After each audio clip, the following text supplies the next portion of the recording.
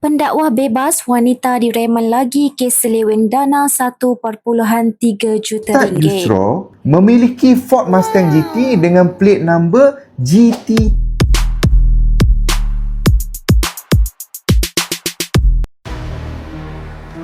Dua individu termasuk seorang pendakwa bebas direman sekali lagi hari ini bagi membantu siasatan kes bersubahat menyeleweng dana berjumlah 1.3 juta ringgit. Perintah reman selama 3 hari ke atas suspek lelaki dan wanita berusia dalam lingkungan 30-an itu dibenarkan Magistrate Nur Amalina Abdul Rahman selepas permohonan dibuat pihak Suruhanjaya Pencegahan Rasuah Malaysia SPRM di Mahkamah Magistrate pagi tadi.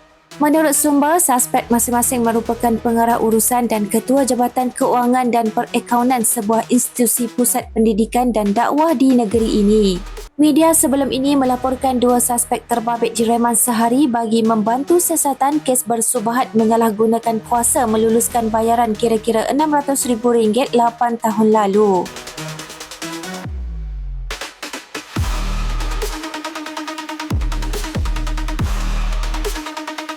Ustaz ni bukan saja terkenal sebagai pendakwa, tapi dia juga merupakan tokoh penting dalam organisasi perniagaan Madat. Dia ditahan reman oleh SPRM berhubung dengan kes salah guna dana Pusat Pengajian Agama Terkemuka. Dari sosial media baru ni, Ustaz Yusra memiliki Ford Mustang GT dengan plate number GT350. Harga kereta ni dalam RM350,000 bergantung kepada spek dan make-nya. Ini pujaan geng suit hitam bertali leher tanda kejayaan duniawi. Kereta ni datang dengan enjin 5 liter V8, 460 horsepower, 500 Nm of torque. Ini antara kereta yang tak berbala untuk bayar road tax. Setahun RM10,909.50. Bakar macam tu je, kereta tak power mana. Kalau nak jadi macam Ustaz ni, kerja apa kita kena buat? Assalamualaikum. Baru sebentar tadi kita dapat berita Ustaz Yaakob Yusra ditahan reman berkaitan kes dengan SPRM, sanggutan dengan SPRM. Betul, tak bersalah selagi tak dibuktikan bersalah. Itu betul. Cuma bila ada tanggapan macam ni, kita dah terpalit dah. Untuk aku suka dakwah berjalan seiring dengan ekonomi. Mana sampai kita berdakwah, kita jana ekonomi orang Islam. Kita suka orang-orang macam ni. Tapi bila terjadi kes macam ni, aku kecewa. Walaupun tak bersalah lagi, baru ditahan reman, tapi aku kecewa. Semua aku serius, aku sangat-sangat kecewa. Aku tak tahu apa orang akan pandang kita. Semoga ada keadilan. Jika salah, salahlah. Kalau tak salah, moga ada kebenaran. Assalamualaikum warahmatullahi wabarakatuh. Hari ini tular satu berita. Pendakwah bebas terkenal direman SPRM disyaki salah guna kuasa. Pertama sekali aku nak ucapkan tahniah dan syabas kepada SPRM. Laju orang bawa kerja. Mai bukan orang-orang politik, tak terlibat langsung politik, tak minat langsung bab-bab parti mana pun. Dia tak minat. Bila orang buat laporan, laju orang bawa kerja. Tahan, siasat. Respect, tahniah.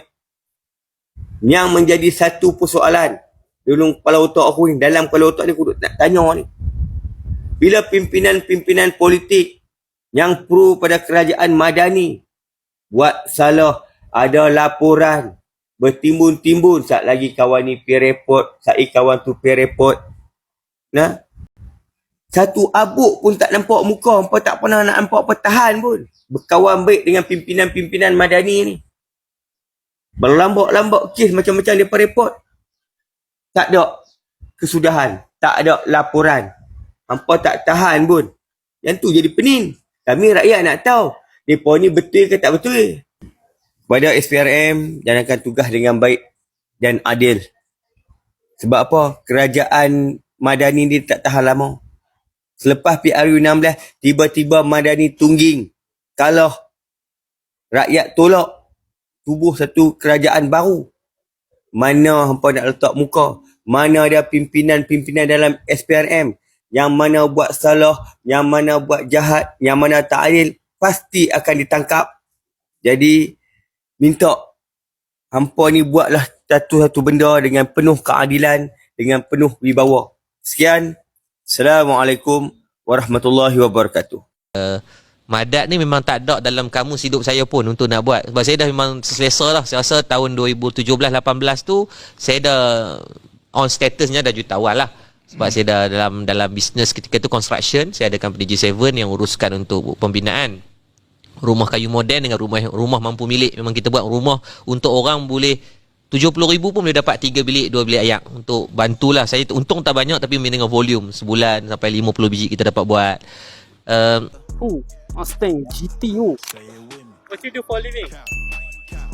Stock market dan construction lah. Dakwah adalah sebagai pilihan. Sebab tu saya sonok bila pergi berdakwah, pergi mengajar, apa semua tak charge apa-apa bayaran. Jadi ada masa yang sangat free. Stock market lah. Sekarang kita ada kat mana, Ustaz? Di rumah kuda madat. Macam ni kita buat, orang boleh belajar secara percuma. Betul, rumah kucing pun free. Semua free kat sini. Mati pun free.